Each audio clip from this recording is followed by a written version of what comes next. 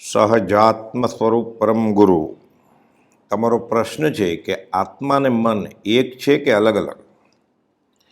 ભાવ મન એ આત્મા, જીવનું ઉપયોગ લક્ષણ અને બાહ્ય નિમિત્ત કોઈ વસ્તુ કે કોઈ પદાર્થ અંગે વિચારપૂર્વક મનન કરે તે મન. પણ મૂળમાં આત્મા એ અનુભવની વાત છે. કલમ લખી શકતી નથી, કથન કહી શકતું નથી, મન જેને મનન કરી શકતું નથી. વચનામૃત 91. વચનામૃત 155માં ગોપાલદેવ બોધે છે કે કેટલીક વાતો એવી છે કે માત્ર આત્માને ગ્રાહ્ય છે અને મન વચન કાયાથી પર છે. કેટલીક વાતો એવી છે કે જે વચન અને કાયાથી પર છે પણ છે. પૂજ્યપાદ સ્વામીકૃત સમાધિ શતકનું પૂજ્ય બ્રહ્મચારીજીએ સરળ સમશ્લોકે અનુવાદ કર્યો છે અને વિસ્તૃત ભાવાર્થ પણ રચ્યો છે. 36મા શ્લોકમાં મન અને આત્માની વ્યાખ્યા કરી છે કે અવિક્ષેપી મન આત્મા, વિક્ષેપી આત્મભ્રાંતિ જો, અવિક્ષેપી કરો ચિત્ત, તેથી વિક્ષેપી ના રહો. સંકલ્પ વિકલ્પ રહિત, રાગ દ્વેષના મોજા રહિત, શાંત મન એ જ આત્મતત્વ. આ ભાવમન તે આત્મા, આ નિર્વિકલ્પ દશા. અહીં આત્મા અને ભાવમન એ બંને એક જ થયા. ભાવમન એ આત્માનો ઉપયોગ છે. જો તે ઉપયોગ સ્વમાં સ્થિર રહે, સંકલ્પ વિકલ્પ ન કરે તો તે જ આત્મા, તે જ ભાવમન. લક્ષ્મણ રેખા ઓળંગી નથી ત્યાં સુધી. એ રીતે સમજતા આત્મા અને મન બંને એક જ થયા અને આ દશા એ બંને એક જ છે. આત્મા અનુભવી એવા જ્ઞાનીને બંને એક જ છે. મન વિલીન કે શૂન્ય થઈ ગયું છે. અજ્ઞાનીને તો બંને તદ્દન ભિન્ન છે. આત્મા સર્વાંશે વર્ણવો અશક્ય. વાણીનો વિષય નથી. કેમ કે એ સત્તા કાયામાં, વચનમાં કે જીભમાં અને મનમાં પણ નથી જ. આત્માને મન એકમેકથી ભિન્ન પણ વર્તે છે. ભિન્ન થઈ જાય છે તે જીવની અંતરંગ દશાને આધારે છે. ભાષામાં સામાન્યપણે વપરાતા શબ્દ આત્મા અને મન તે બંને એક નથી. આત્માની વિક્ષેપવાળી ભ્રાંતિગત દશા તે મન છે. અહીં સ્થિતિ વિક્ષેપવાળી છે. સ્વમાંથી બહાર નીકળી પરમાં પરિણમન થયું. હવે જીવ સતત કર્મો બાંધ્યા કરે છે. વિભાવમાં રાતતા રાગ દ્વેષને લઈને સંકલ્પ વિકલ્પ ઉઠે તે મન આત્મભ્રાંતિનું દ્યોતક છે. સંકલ્પ વિકલ્પ ઉઠે, રાગ દ્વેષ થાય, આકર્ષણ કે અપાકર્ષણ, જીવને ગમો કે અણગમો થાય એટલે જીવનો ઉપયોગ તે જ સમયે મનન કરવાનું કામ કરે. મનન કરવાનું કામ કંઈ આત્માનું નથી. પૂતગલ વર્ગણાને લઈને જીવ અને પૂતગલના સંયોગથી દ્રવ્યમન ઘડાય, જે ક્ષણે ક્ષણે પરિણતિ પ્રમાણે બદલ્યા જ કરે. શુભ અશુભ પરિણામ ધારા વહ્યા કરે અને કર્મબંધ થયા કરે. પરમ પદે બોધ્યું તેમ ક્ષણ ક્ષણ ભયંકર ભાવ મળે જીવ જીવતા મરે અને જન્મ મરણો ઊભા કરે. આત્માનો ઉપયોગ તો માત્ર જોવાનું કામ કરે છે. પ્રતિબિંબ આરસીમાં ઝીલાય અને અંતરંગ ભાવિન્દ્રિય સ્ફુરાયમાન થવાનું નિમિત્ત મળે. હવે પછી જે બનાવ પામે તે જીવના પુરુષાર્થને આધીન છે. જીવ આત્મભાવનામાં કે જીન ભાવનામાં સ્થિત છે કે નહીં, શુભ અશુભ પરિણામ ધારા પર ઉપરાંત થઈને રહી શકે છે કે કેમ, તેને આધારે નવા કર્મ બંધ અથવા અકર્મ દશા અબંધ દશા નક્કી થાય.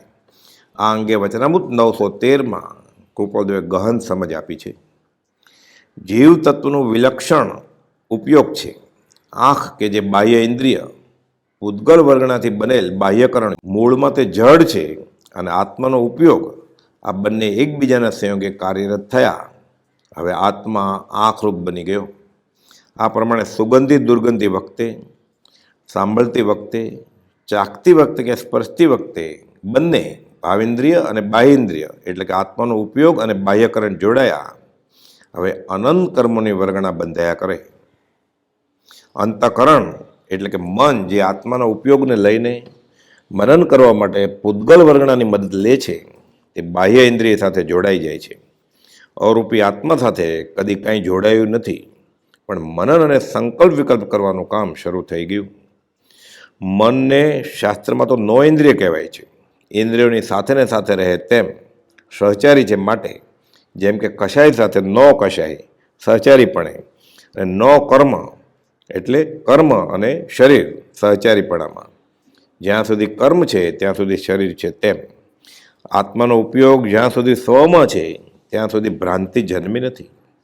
મન અને ઇન્દ્રિયનું જોડાણ ન થાય. કેમ કે હજુ મનન કરવાનું, રાગદ્વેષ કરવાનું શરૂ થયું નથી, શરૂ કર્યું નથી. અને આમ રહે ત્યાં સુધી ઇન્દ્રિયો શૂન્ય થઈ પડી રહે. આ દશા તો અધ્યાત્મની ચરમ સીમા છે. પરમ કુપોલદેવને 5 ઇન્દ્રિયો શૂન્યપણે વર્તે છે. મન સ્થિર થઈ ગયું છે, હૃદય શૂન્યપણે ભાસે છે. વચનામૃત 255માં આ અંગે પોતાની ઉચ્ચતમ દશાનું વર્ણન સૌભાગભાઈને પૂછવાથી કુપોલદેવે કાગળે ચડાવ્યું છે. ઉપયોગ પ્રત્યે ઉપયોગ રહે, ઉપયોગની એકાગ્રતા રહે, સંકલ્પ વિકલ્પ રહિતપણે જીવ રહે તો તે જ શુદ્ધ આત્મતત્વ. ઉપયોગ તો આત્માનું જીવ તત્વનું વિલક્ષણ છે, તે જ ચેતન છે. અને તે પૂતગલ વર્ગણાની મદદથી મનન કરે ત્યારે દ્રવ્યમન ઘડાય. આ ઝાડનો ભાગ લક્ષ્મણ રેખા ઓળંગી સ્વભાવમાંથી વિભાવમાં પ્રવેશ કર્યો. આ થતાં જ આત્મા જડ રૂપ થઈ ગયો. હવે જીવ અનંત કર્મ બાંધશે. પરમ કુપોલદેવે આ અંગે વચનામૃતમાં ઉપદેશ છાયામાં પાના 698 ઉપર સમજ આપતા ટોપી આત્માનું વર્ણન કર્યું છે. પાણીમાં મીઠું નાખીએ તો મીઠાનું પાણી, ગોળ નાખીએ તો ગોળનું પાણી, સાકર નાખીએ તો સાકરનું પાણી. તેમ જે પદાર્થમાં આત્મા તાદાત્મ્યપણે વર્તે તે રૂપ તે બની જાય. ટોપીમાં તાદાત્મ્યપણે વર્તે તો ટોપી આત્મા બની ગયો. જે સંજોગો મળે તેમાં તાદાત્મ્યપણે વર્તે તો કર્મબંધની અનંત વર્ગણા બંધાય. પોતાના સ્વભાવમાં રહે તો કર્મબંધ અટકે. કર્મબંધ અટક્યા નવા ન બાંધે અને જૂના છૂટે. આ રીતે સ્વભાવમાં રહેવું તે આત્મધર્મ. આ જ મુક્તિનો ઉપાય છે. આવે જેમ સ્વભાવમાં મન સ્વરૂપ પણ જાય. આ દશામાં મન મરી જાય, શૂન્ય થઈ જાય. વચનામૃત 128માં કુપોલદેવે પ્રકાશ્યું કે અમુક કાળ સુધી શૂન્ય સિવાય કંઈ નથી જોઈતું. શૂન્ય એટલે નિર્વિકલ્પ દશા. અહીં 2 ઘડીમાં શ્રેણી માંડે અને કેવલ જ્ઞાન થાય. અને જો ઉપયોગ બહાર પ્રવર્તે, તુચ્છ પદાર્થમાં વૃત્તિ ડોલાયમાન થાય, અહમ પણ સ્ફુરે તો 14 પૂર્વધારી પણ નિગોદ આદિમાં પરિભ્રમણ કરે. આ રીતે તો 11મેથી જીવ ક્ષણ લોભથી પહેલે આવી જાય છે. આ તો કર્મબંધનનો સિદ્ધાંત છે. આ જ નિયમ છે. આ સમજાય તો સત્સંગ ભક્તિમાં ઇન્દ્રિયો પોષાય તે કુસંગનો ભાગ કેમ ગણ્યો તે સહેજે સમજાય. મોક્ષમાળાના શિક્ષાપાઠ 24 સત્સંગના પાઠમાં દાન, તાન, નાચ, સ્વાદિષ્ટ ભોજન, રંગ રાંગનો સાથી નિષેધ કર્યો છે તે સહેજે સમજાય. અને જીવને સત્સંગ, સતધર્મ અને સદગુરુનું સ્વરૂપ પણ સમજાય. અને અનાદિકાળની ભૂલ હવે અટકે. પરમ કુપોલદેવને નિર્વિકલ્પ દશા સહજ થઈ ચૂકી હતી. તેથી લિખિતનમાં તેઓ લખે 00000 469મો પત્ર. કેમ કે તેઓ નિર્વિકલ્પ છે, અવિકલ્પ સ્થિતિ છે, સંકલ્પ વિકલ્પ નથી, સમ વિષમતા નથી. વચનામૃત 843માં લિખિતનમાં લખ્યું નિર્વિકલ્પ. આ ક્યારે થાય? જ્યારે વર્ધમાન સંકિત થઈ, ટાળે મિથ્યાભાસ, ઉદય થાય ચારિત્રનો, વિતરાગ પદ વાસ થાય ત્યારે. આત્મસિદ્ધિની આ 112મી ગાથા. મન મરી જાય, જીવ આત્મારૂપે પરિણમે. જુએ, સાંભળે, સૂંઘે, ચાખે, સ્પર્શે, પણ પ્રતિભાસ નહીં, કોઈ મિથ્યાભાસ નહીં, હર્ષોક નહીં. આ દશા નથી ત્યાં સુધી જીવ શરીર છે, જીવ મન છે, જીવ વચન છે. આ દશા હાંસલ થતાં જીવ હવે ખરો આત્મા થયો. આત્મા સોય પરમાત્મા, સહજ આત્મ સ્વરૂપ થયો, સ્વદેહે ભગવાન થયો. એટલે કુપોલદેવ પોતાની દશા સહજ આત્મ સ્વરૂપ છે, પરમાત્મા સ્વરૂપ છે એમ લખી જણાવી. અને લિખિતનમાં ઓમ શ્રી મહાવીર એમ લખ્યું.